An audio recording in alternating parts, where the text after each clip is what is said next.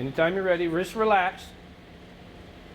We got this virtual sprayer about 2 years ago, and what it's done for students is it's made the workload easier on the students to be able to practice spraying, to learn all the concepts about spraying an automobile before they actually physically spray chemicals. And in this class here, being a finished class, are going to go from spraying a door or a fender over here to stepping off over here in a booth, small booth over here, and in reality spraying a live fender in the booth.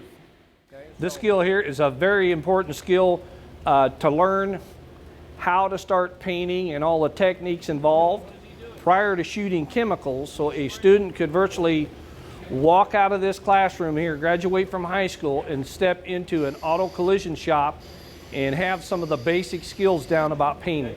Come down some, a little bit right in here.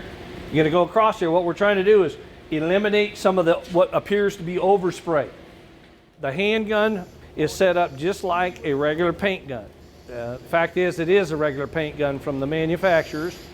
The gun itself has sensors on it that give us all of our data, the distance, the overlap, which is all universal to getting them to understand all the concepts of painting a vehicle, a car, a truck, or an aircraft, anything that's sprayable.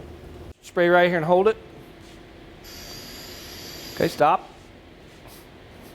So it gives us a visual simulation of too thick a paint, so it's running.